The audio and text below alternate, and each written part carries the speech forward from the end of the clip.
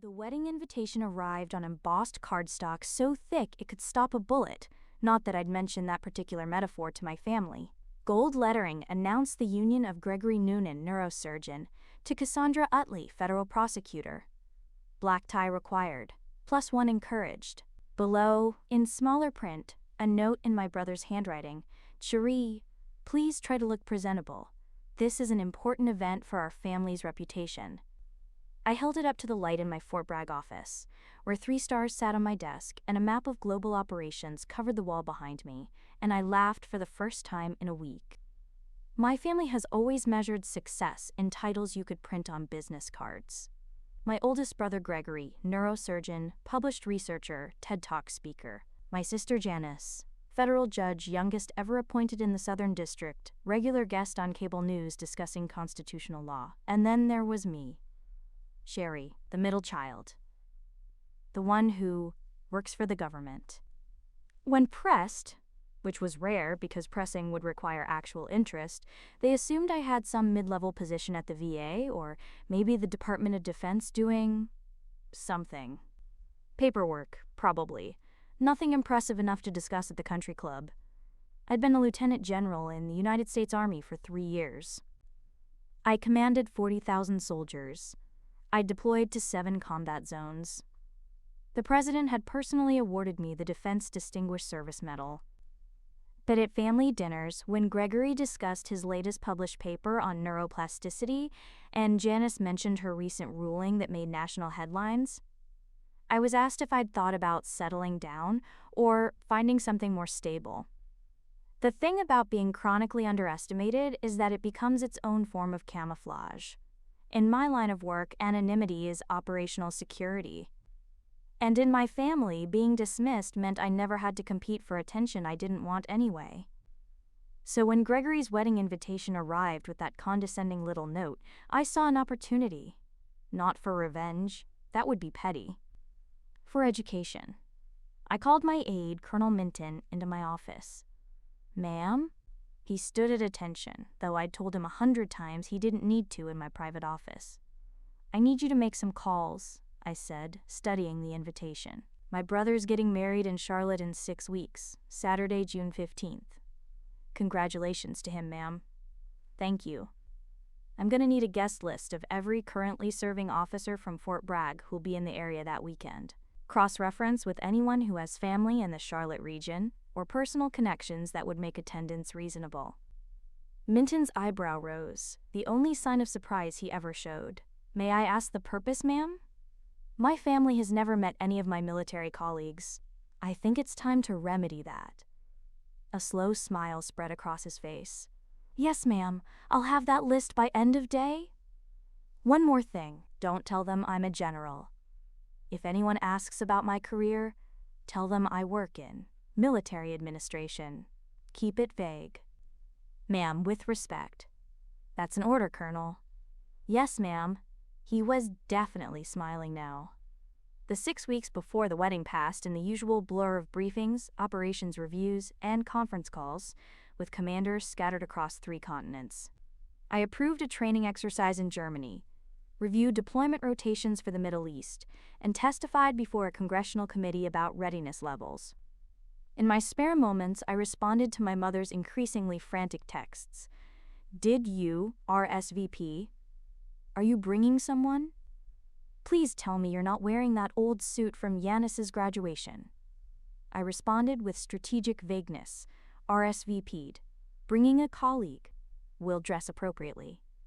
The colleague in question was Major Ybarra, my executive officer, who'd nearly choked on her coffee when I explained the plan. "You want me to come to your brother's wedding and pretend you work in administration?" "I want you to come to my brother's wedding and let him assume I work in administration. There's a difference." "This is deeply petty, ma'am." "It's strategically sound. There's a difference there, too." She'd agreed, of course. The opportunity to watch a 3-star general conduct a family operation was too good to pass up. The wedding was at the Charlotte Country Club, naturally. My family had belonged for 30 years, and my parents had spent significant energy ensuring everyone knew it. The venue overlooked a golf course, all rolling green hills and perfectly manicured fairways. The kind of place where wealth was displayed through aggressive understatement. I arrived with Major Ybarra at 3:45 p.m., 15 minutes before the ceremony. We were both in civilian clothes, me in a tasteful navy dress, her in gray. Nothing flashy, nothing that would draw attention. My mother intercepted us in the parking lot, moving at the speed of maternal anxiety. "Cherie! Finally!" "I've been calling." She stopped, eyeing Ybarra with the kind of assessment usually reserved for suspicious produce. "And you are?" "Major DeAndre Ybarra, ma'am. Pleasure to meet you." My mother's smile went brittle. "A major? How nice. What branch?" "Army, ma'am." "So you work with Sherry? At the office?" I could see War fighting back a smile. "Yes, ma'am. Colonel Boone and I work together." The use of Colonel, my actual last name, which also happened to be a rank, was a nice touch. My mother heard Boone and moved on, her attention already fragmenting into a dozen other wedding logistics. "Well, welcome. The ceremony starts at 4. We've saved seats for family up front. Cherie, you're in the 3rd row. Your friend can sit in the back with the other guests." "Actually," I said, "I think we'll sit together.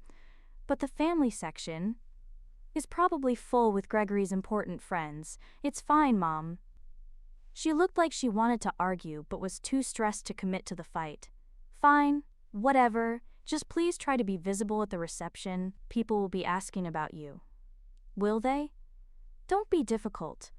She hurried off, already on her phone, managing some crisis involving the flower arrangements. Ybarra waited until she was out of earshot. "This is going to be amazing." "Settle down, Major. We're here to observe." "Yes, ma'am. Observe the hell out of this situation." The ceremony was exactly what you'd expect from two high-achieving professionals marrying at a country club. Tasteful, expensive, and somehow impersonal, despite all the personal vows. Gregory stood at the altar in a custom tuxedo, looking like he was about to deliver a keynote address rather than get married. Cassandra walked down the aisle in a dress that probably cost more than a staff car. Janis sat in the front row with her husband, both of them radiating the kind of success that required an audience. My parents sat beside them, proud and perfectly positioned for the photographer. I sat in the back with Ybarra and counted the military personnel scattered through the crowd. Colonel Minton had done excellent work. I counted at least 15 officers, all of them having found legitimate reasons to be in Charlotte this weekend. Some had family here. Others had fortuitously scheduled leave. All of them were people I'd worked with over the years, people who knew exactly who I was. And all of them had agreed to play along. "Is that Colonel Jarvis?" Ybarra whispered. "Fort Jackson. He's visiting his daughter at UNC Charlotte." "And Major Layton?" "Her sister lives in Asheville, 2-hour drive." "You've assembled an entire unit for this operation." "I prefer to think of it as encouraging inter-service networking at a social event." She snorted. "You're enjoying this way too much, ma'am." Maybe I was. But after 25 years of being treated like the family disappointment, I'd earned a little enjoyment. The reception began at 6 p.m. in the club's ballroom. Crystal chandeliers, silk table linens, a live band playing jazz standards that cost more per hour than most people's monthly mortgage. 300 guests milled around, drinking champagne and making the kind of small talk that passes for conversation in circles where everyone's measuring everyone else's net worth. I found my assigned seat at table 12, notably not the family table, which was positioned front and center like a display of successful breeding. My parents sat there with Gregory and Cassandra, along with Janis and her husband. The table placard read, "Family of the Groom." Table 12's placard read, "Extended Family and Friends." Subtle. "They put us with the B team," Ybarra observed, settling into her chair. "Perfect positioning, good sightlines of the whole room, close enough to the action but not under direct observation." Quote, "You're using military tactics to analyze wedding seating arrangements. The fundamentals apply everywhere, Major. Our table mates included a cousin I'd met twice, an uncle who didn't remember my name, and 2 of Gregory's medical school friends who were deep in conversation about a surgical technique I neither understood nor cared about. The cousin, Brittany, I think, leaned over with a sympathetic smile. I heard you work for the government? That must be nice. It keeps me busy. What agency? Defense Department. Oh, like a contractor? My neighbor's husband does something with that. Makes good money, I hear. Ybarra kicked me under the table. I kept my expression neutral. Something like that. Well, good for you. It must be hard, being in a family of such high achievers. Gregory's a neurosurgeon and Janis is a federal judge. I mean, that's incredible, but everyone finds their own level, right? I smiled. Right. Across the room, I watched Colonel Jarvis arrive and find his seat at table 8. Major Layton was at table 15. Colonel Minton, who'd driven up from Bragg specifically for this, was at table 19 near the back. They were all in civilian clothes, all blending in perfectly. All waiting. Dinner was served, filet mignon and Chilean sea bass, because of course it was. The speeches began around 7:30 p.m. The best man, one of Gregory's surgical residents, told a story about Gregory's dedication that made him sound like he'd personally discovered penicillin. The maid of honor, Cassandra's law school roommate, discussed her brilliance in court with the reverence usually reserved for Supreme Court justices. Then my father stood up. He was good at this, public speaking, commanding a room. He'd been a corporate attorney for 40 years, and he knew how to work an audience. My son Gregory, he began, has always been exceptional. From the moment he was born, we knew he was destined for greatness. His intelligence, his dedication, his commitment to excellence, these are the qualities that have made him the man he is today. Applause. Gregory smiled modestly, accepting the praise like a man who'd heard it his entire life and believed every word. And his bride, Cassandra, a federal prosecutor, brilliant legal mind, already making her mark on the judicial system. Together, they represent the very best of what this family stands for: achievement, excellence, and contribution to society. More applause. Cassandra raised her glass graciously. My daughter Janis, Dad continued, followed a similar path. Federal judge at 36, a trailblazer in constitutional law. She's made us so proud. Janis nodded, accepting the recognition with the practiced humility of someone who knew exactly how impressive she was. Then my father's eyes found me at table 12. His smile didn't quite reach his eyes. And of course, our Cherie is here as well. She works for the government. In administration. We're glad she could make it. Polite applause. Sparse. Cousin Brittany patted my hand sympathetically. I smiled and raised my glass. Around the room, I saw military personnel sitting up straighter. Colonel Jarvis caught my eye. I gave him the slightest shake of my head. Not yet.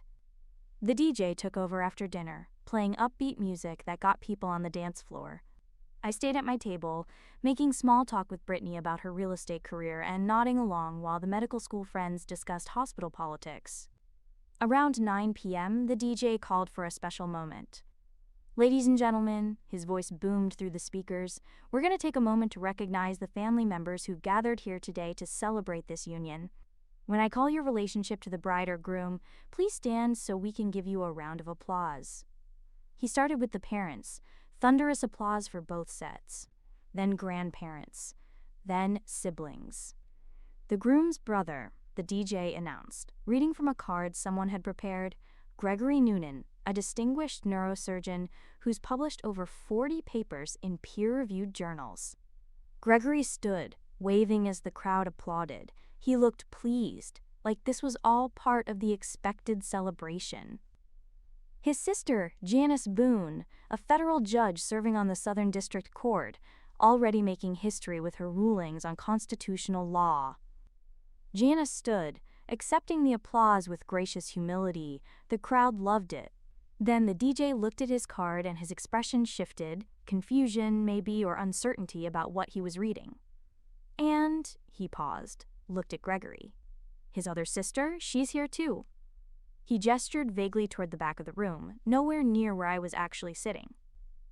The applause was polite, scattered, the kind you give because social norms demand it, but you're not quite sure what you're applauding for. Gregory sat down quickly, his face tight with what I recognized as embarrassment. Not for me, for himself, for having a sister who couldn't be properly categorized and celebrated like his other successful sibling. Ybarra leaned over. "Ma'am?" "Wait." The DJ was shuffling his cards, preparing to move on to the bride's family when Colonel Jarvis stood up. He didn't say anything. He just stood at attention and saluted. Sharp, precise, holding it. The room noticed. Then Major Layton stood, saluted. Then Colonel Minton. Then every single military officer in the room, 15 in total, scattered throughout the ballroom, stood at attention and saluted, their eyes fixed on me at table 12. The DJ stopped talking. The music cut off. 300 people turned to stare. I stood up slowly, returning the salute. The officers held theirs, unwavering. The DJ stammered, I didn't know. I'm sorry." Then he literally ran away from the microphone, disappearing into the crowd like he'd been given orders to evacuate. The silence was deafening. Colonel Jarvis broke protocol first, walking over to my table. The crowd parted automatically, the way people always do in the presence of authority they suddenly recognize. "General Boone," he said, loud enough for nearby tables to hear, "thank you for inviting us to this celebration. It's an honor to be here." "Thank you for coming, Colonel." The word general rippled through the crowd like a shockwave. Ybarra had her phone out, pulling up my official military biography, the public one, the one anyone could Google if they'd ever bothered to look. She angled it so the medical school friends at our table could see. Lieutenant General Cherie Boone, one of them read aloud, his voice carrying in the silence. "Commanding General, 18th Airborne Corps. Defense Distinguished Service Medal. Silver Star. 3 combat deployments." He looked up at me. "You're a 3-star general?" "Yes." Cousin Brittany's champagne glass slipped from her hand. It hit the table and rolled, spilling golden liquid across the white silk tablecloth. No one moved to catch it. At the family table, my father had gone pale. Gregory's face cycled through several emotions: shock, confusion, and something that looked like betrayal, as if I'd deceived him by not correcting his assumptions. Janis was on her phone, clearly Googling me. Her expression changed as she read, from skepticism to disbelief to something that might have been shame. My mother just stared, her hand over her mouth. The officers were still standing at attention. I nodded to them at ease. They sat, but the message had been delivered. The DJ had been replaced by the band leader, who was frantically trying to figure out what to play. He settled on, quote, "God Bless America," which felt a bit on the nose, but I appreciated the effort. Gregory stood up, his neurosurgeon's composure cracking. "Cherie, Don't." I kept my voice level, conversational. "You don't need to say anything." "But I didn't know." "You didn't ask. There's a difference." He flinched. "You never told us." "I told you I worked for the Defense Department. I told you I'd traveled for work. I told you I'd served overseas. You heard what you wanted to hear." "But a general." 3 stars, Janis said, still staring at her phone. "Oh my God." "You command? How many soldiers?" "About 40,000. Brittany made a small sound. The medical school friends had gone silent. "You let us think." Gregory couldn't finish the sentence. "I let you think what you wanted to think. It was easier than fighting for recognition I didn't need from people who weren't interested in giving it." My father found his voice. It came out hoarse. "The things we said were revealing," I finished, "about what you value, about who you think deserves celebration." Cassandra, the new bride, was gripping her champagne flute so hard I thought it might shatter. "I'm a federal prosecutor," she said, like she was trying to reassure herself. "That's important work." "It is," I agreed. "So is neurosurgery. So is being a federal judge. But apparently working in administration wasn't important enough to ask about, even though I've been doing it for 25 years. Colonel Minton appeared at my elbow. "General, if you're ready to depart, I have a car waiting." I looked around the ballroom, 300 people staring. 15 military officers watching with barely concealed satisfaction. My family frozen at their table, their perfect celebration shattered by the truth they'd spent decades avoiding. "I think we're done here," I said. Yubara stood with me. As we walked toward the exit, the military personnel stood again, not saluting this time, just standing in respect. The rest of the crowd parted automatically, that instinctive deference to rank even from people who'd never served. At the door, I paused and looked back. Gregory was still standing, his mouth opening and closing like he was trying to find words that wouldn't come. Janis had her face in her hands. My father looked like he'd aged 10 years in 10 minutes. My mother was crying silently, her perfect makeup running. The wedding photographer, bless his heart, was still working. He'd captured the whole thing, the salutes, the shock, the family's collapse. Those photos would tell a very different story than the one my family had planned. "General?" Yubara prompted. "Let's go." In the car, a civilian sedan, nothing flashy, Yubara finally let out the laugh she'd been holding back. "Ma'am, that was the most beautiful thing I've ever witnessed." It was educational, I corrected. It was revenge. It was truth. There's a difference. You orchestrated 15 officers to attend your brother's wedding just to prove a point. I encouraged inter-service networking at a social function. If that networking happened to reveal information my family should have known for 25 years, that's just efficient resource management. She laughed again. "You're terrifying, ma'am." "Thank you, Major." My phone started buzzing. Texts from my mother, my father, both siblings. I silenced it and looked out the window at Charlotte passing by. Streetlights and late-night restaurants and people going about their Saturday evenings, unaware that a few miles away, a family's carefully constructed hierarchy had just collapsed under the weight of their own assumptions. "Do you feel better?" Yubara asked. "I feel honest," I said. "For the first time in 25 years, my family sees me as I actually am. Not as they wanted me to be, not as they assumed I was, as I am. And if they reach out, if they apologize, then we'll see if they can hear the answers this time." My phone kept buzzing. I let it. 3 days later, back at Fort Bragg, I received a letter, hand-delivered to my office by courier. My mother's handwriting on the envelope. I opened it at my desk, under the map of global operations and next to the 3 stars that had always been there, visible to anyone who bothered to look. "Cherie, I don't know where to begin. Your father and I have been talking for days, trying to understand how we got everything so wrong. How we spent 25 years not seeing what was right in front of us. I want to say we didn't know, but that's not true. We didn't ask, we didn't look.